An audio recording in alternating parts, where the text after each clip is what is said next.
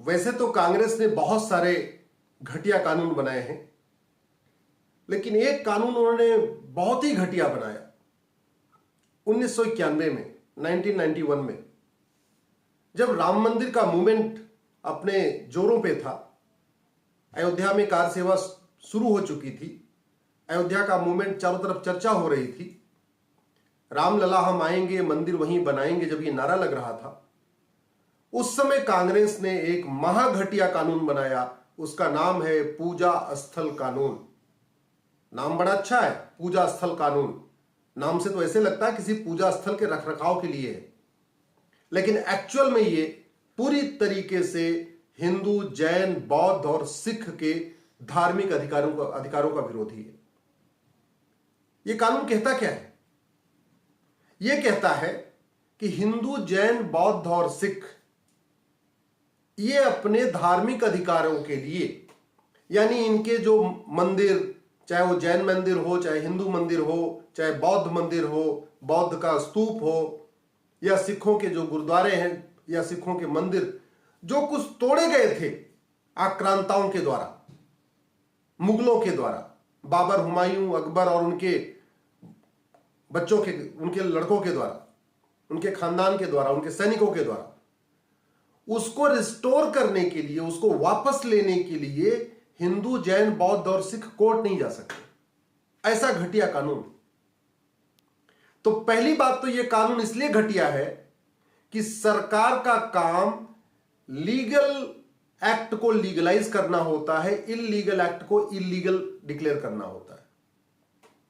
सरकार का काम गलत कार्य को गलत घोषित करना और सही कार्य को सही घोषित करना है, लेकिन उल्टा किया सरकार ने। सरकार ने मुगलों के, आक्रांताओं के, आतंकवादियों के गलत कार्य को लीगलाइज कर दिया। यानी जितने भी, चाहे वो जौनपुर की अटाला मस्जिद हो, वाराणसी की ज्ञानवापी हो, मथुरा में भगवान कृष्ण की जन्मभूमि हो, इस तरीके से भद्रकाली है, भोजशाला है, भारत में बहुत सारे प्रमुख मंदिरों को जिनको उन आतताइयों ने तोड़ा था, उसको रिस्टोर करने के लिए, उसको वापस लेने के लिए हिंदू, जैन, बौद्ध और सिख कोर्ट नहीं जा सकते।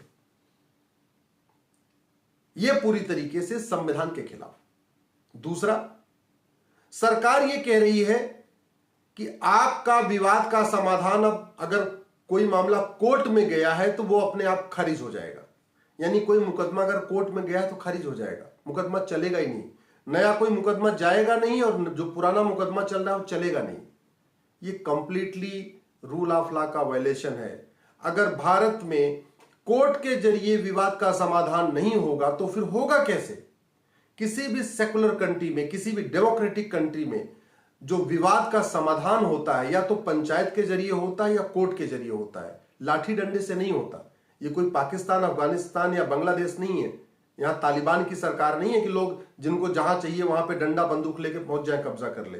भारत एक सेकुलर डेमोक्रेटिक कंट्री है, इसलिए यहां जो भी डिस्प्यूट होगा उसका दो ही तरीका है, या तो मिल बैठ के बात करना, उसका समाधान करना मीडिएशन के द्वारा, पंचायत के द्वारा, या कोर्ट के जरिए। चूंकि मीडिएशन के द्वारा राम मंदिर का समाधान नहीं हो पाया तो स्वाभाविक सी बात है, काशी, मथुरा, भद्रकाली, जौनपुर और जितनी इस तरीके का और भी हैं, उनका समाधान तो होगा नहीं, कोई मानेगा नहीं। और पंचायत से हो नहीं सकता, मीडिएशन से हो नहीं सकता, कोर्ट आप जा नहीं सकते। तो ये रूल ऑफ लॉ का धज्जियां उड़ाई गई हैं इस कानून के द्वारा, इसलिए कानून गलत है। तीसरी बात, राइट टू जस्टिस सबका फंडामेंटल राइट है आर्टिकल 21 में। सबको कोर्ट जाने, कोर्ट के जरिए अपना न्याय मांगने का हक है। हिंदू, मुस्लिम, पारसी, ईसाई सबको हक है, लेकिन यह कोर्ट का दरवाजा बंद कर रहा है, इसलिए आर्टिकल 21 का भी वायलेशन है। और सबसे महत्वपूर्ण बात यह कि अगर इस तरीके का जो विवाद हुआ है, जो हिंदू मुस्लिम का विवाद भी नहीं है, बल्कि विवाद है कुछ लोगों का। उदाहरण के लिए जैसे काशी का विवाद है जो ज्ञानव्यापी है, हिंदुओं के लिए तो स्वाभाविक सी बात है, भगवान शिव के 12 ज्योतिर्लिंग हैं, उस 12 ज्योतिर्लिंग में से एक ज्योतिर्लिंग वो ज्ञानवापी है, वहां पे पूजा पाठ होती थी, वहां काशी में है, वहां पूजा पाठ होती थी। तो इसका जिक्र तो वेद पुराण में है, लेकिन ज्ञानवापी की जिक्र कहीं कुरान में या किसी हदीस में तो नहीं है। तो मुस्लिम्स के लिए वो आस्था का केंद्र नहीं, लेकिन हिंदुओं के लिए पौराणिक आस्था का केंद्र है, महत्वपूर्ण आस्था का केंद्र है। लेकिन दूसरी तरफ कुछ चंद लोग जो वहां पे ज्ञानवापी पे कब्जा करके बैठे हुए हैं और ज्ञानवापी के माध्यम से हर साल करोड़ों रुपए कमाते हैं, वो इस पूरे विवाद को हिंदू बनाम मुस्लिम कर रहे हैं। ये हिंदू बनाम मुस्लिम का विवाद नहीं है, ये हिंदू बनाम, ये भारत बनाम विदेशी आक्रांताओं का विवाद है। एक तरफ भारत के लोग जो भारतीय संस्कृति, भारतीय सभ्यता में विश्वास करते हैं, भारतीय देवी देवताओं की पूजा करते हैं, हिंदू हैं, सनातनी हैं और भारतीय संस्कार को मानते हैं, एक तरफ वो है। दूसरी तरफ कौन है? वो चंद लोग जो बाबर, हुमायूं, अकबर के द्वारा तोड़ी गई मस्जिद से हर साल करोड़ों रुपए कमा रहे हैं। वहां पे भारत के सभी मुसलमानों का कुछ लेना देना नहीं, ना मथुरा से लेना देना नहीं, ना काशी ज्ञानवापी से, ना जौनपुर की अटाला से।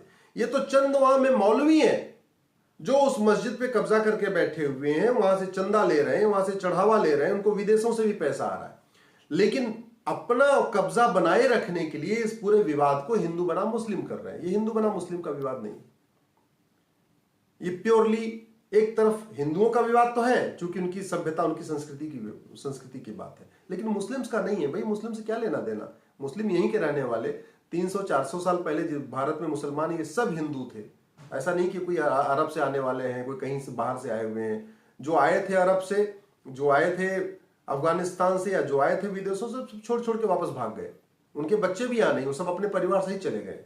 तो यहाँ जो है वो तो 300-400 साल पहले कोई ब्राह्मण था, कोई क्षत्रिय था, कोई बनिया था, कोई हरिजन था, कोई यादव था, सब ऐसे लोग हैं, उनको उन्होंने कन्वर्ट किया था।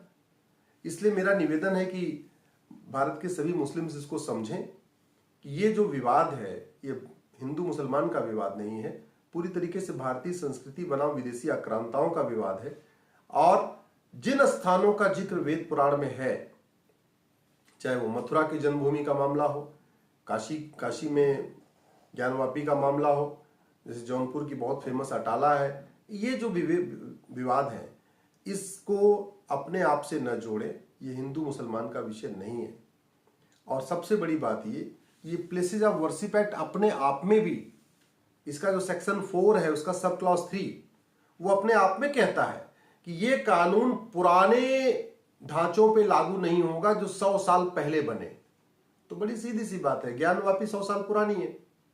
मथुरा में जो ईदगाह मस्जिद है वो भी 100 साल पुरानी है, वो तो मुगल बना के गए थे, तो 200-300 साल पुरानी, 400 साल पुरानी है। तो ये जहां पे जिन जगहों के विवाद चल रहे हैं, वहां पे प्लेसेस ऑफ वर्शिप एक्ट लागू भी नहीं होता। इसलिए ये सोचना, पहली बात तो प्लेसेस ऑफ वर्शिप एक्ट अपने आप में गलत है, वो अपने आप में इलीगल है। और मैं गारंटी के साथ कहता हूं कि मेरी पीआईएल सुप्रीम कोर्ट में पेंडिंग है, जब भी इस पे सुनवाई होगी ये कानून खत्म होगा। ये कानून टिक नहीं सकता, ये कानून रुक ही नहीं सकता, क्योंकि कंप्लीटली संविधान के खिलाफ है। आर्टिकल 14 कहता है रूल ऑफ लॉ होगा, और ये कह रहा है कि नहीं भारत में भीड़ तंत्र चलेगा, ये रूल ऑफ लॉ मानता ही नहीं, तो कोर्ट का दरवाजा बंद कर रहा है। आर्टिकल 15 कहता है भेदभाव नहीं करना है किसी के बीच में, और ये कानून भगवान कृष्ण और भगवान राम के बीच में विवाद कर रहा है। भगवान राम और कृष्ण, इनको हमारे संविधान की दृष्टि में इनको ज्यूरिस्डिक्ट पर्सन कहा जाता है। ये भगवान तो हैं, लेकिन हमारे कोर्ट के नजरिए, कोर्ट की नजरों में ये भी एक इंसान है, इनको व्यक्ति माना जाता है। जैसे अयोध्या में कहते थे रामलला विराजमान, तो वैसे जो मथुरा का है वहां पे भगवान कृष्ण लला, तो इनको ज्यूरिस्डिक्ट पर्सन माना गया है। तो राम और कृष्ण दोनों ही भगवान विष्णु के अवतार हैं। अयोध्या के मंदिर को कोर्ट के इस कानून के दायरे से बाहर निकाल देना, और मथुरा का जो मंदिर उसको कानून के दायरे में रख लेना, ये तो कंप्लीटली वायलेशन हो गया, आर्टिकल 14-15 का वायलेशन हो गया। इसी तरीके से कोर्ट का दरवाजा बंद कर देना, ये आर्टिकल 21 वायलेशन हो गया। और सबसे बड़ी बात ये, भारत का संविधान भारतीय संस्कृति, भारतीय परंपरा, भारतीय रीति रिवाज, भारतीय खान पान, इसको प्रोटेक्ट, प्रमोट, प्रोपोगेट करता है। कहने का मतलब भारत का संविधान भारतीयों के लिए बना है, और भारतीय भाषा, भारतीय वेशभूषा, भारतीय परंपरा, भारतीय रीति रिवाज, भारतीय संस्कृति, भारतीय संस्कार, इसको वो प्रोटेक्ट और प्रमोट करता है। अरब के संस्कृति, अरब की भाषा, अरब की कल्चर, अरब की वेशभूषा को प्रोटेक्ट नहीं करता। इसीलिए जब हिजाब वाला केस गया था, तो कुछ लोग दलील दे रहे थे कि हिजाब, अगर हिजाब पे बैन हो रहा है तो मंगलसूत्र पे बैन करिए, सिंदूर पे बैन करिए, ये सब नहीं चलेगा। मंगलसूत्र पहनना, सिंदूर लगाना, हाथ में रक्षा पहनना, हाथ में चूड़ी पहनना, जनेऊ पहनना, ये भारतीय संस्कार है, ये भारतीय सभ्यता है, ये भारतीय परंपरा है, उसको भारत का संविधान प्रोटेक्ट करता है। और हिजाब, नकाब और बुर्का ये अरब की संस्कृति है, अरब की सभ्यता है, अरब की वेशभूषा है। अरब की वेशभूषा को भारत का संविधान प्रोटेक्ट नहीं करता। ये लोग कुछ गलतफहमी है, इसको समझें इसको आप। तो उसी तरीके से ये जो विवाद है, काशी का है, मथुरा का है, भद्रकाली का है, भोजशाला का है, जौनपुर में अटाला का है, इसको मैं मुस्लिम भाइयों से कहूंगा कि उनको खुद उन मौलवियों से कहना चाहिए कि इस भारत में हजारों की संख्या में मस्जिदें हैं, नमाज पढ़ने की कोई कमी नहीं है। कम से कम जिनको बाबर, हुमायूं, अकबर, औरंगजेब, लोधी, शाहजहां तोड़ के गए हैं, उनको वापस कर दीजिए, उससे भाईचारा बढ़ेगा। और अगर खुद वापस कर देंगे तो इससे भारत में बहुत भाईचारा प्रगाढ़ होगा, हिंदू मुस्लिम के बीच की खाई कम होगी। वापस नहीं करेंगे और कोर्ट के जरिए फैसला होगा, जैसे राम मंदिर में हुआ।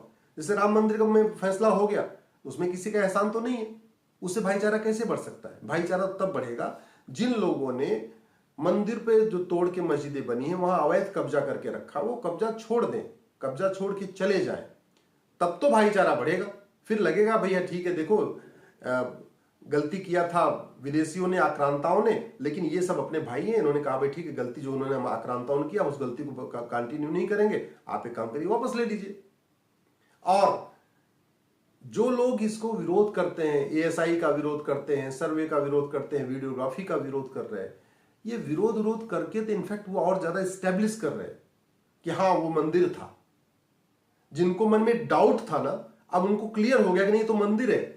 ये वीडियोग्राफी क्यों नहीं होने दे रहे हैं, एएसआई का सर्वे क्यों नहीं होने दे रहे हैं? और आज के साइंस के युग में ये पता करना बहुत आसान है कि कौन सा ढांचा कितना पुराना है। ये भी पता किया जा सकता है कि उसकी जो नींव है वो कितनी पुरानी है और उसकी जो छत है वो कितनी पुरानी है। तो मुझे लगता है जहां जहां विवाद है उसको एएसआई को दे देना चाहिए। एएसआई सर्वे करके बता देगा कि भाई फाउंडेशन कब बनी, दीवार कब बनी और उसका गुंबद कब बना। क्योंकि मुगलों ने पूरा तो नहीं ढाया, उन्होंने क्या किया, फाउंडेशन भी वही रहने दिया, दीवार भी वही रहने दिया, बस उस क्या किया, वो जो छत थी, वो छत जो अलग तरीके की थी उसको तोड़ के उन्होंने गोल उस पर गुंबद बना दिया। सिंपल इतना काम किया उन्होंने। तो ये बड़े आसानी से पता लगाया जा सकता है। भारत की संस्कृति, भारत की सभ्यता, भाईचारा, ये सब बना रहे, इसके लिए जरूरी है कि ये प्लेसेस ऑफ वर्शिप एक्ट खत्म हो और जहां जहां विवाद है वहां वैज्ञानिक जांच हो, एएसआई सर्वे करे, हर प्रकार से वीडियोग्राफी हो और जहां पे जिसका है उसको दे देना चाहिए। अगर किसी धार्मिक स्थान का जिक्र वेद पुराण में है उसको हिंदुओं को दे देना चाहिए, किसी धार्मिक स्थान का जिक्र अगर कुरान और हदीस में है उसको मुस्लिम्स को दे देना चाहिए। सबसे बढ़िया तरीका यही है। जय हिंद, जय भारत।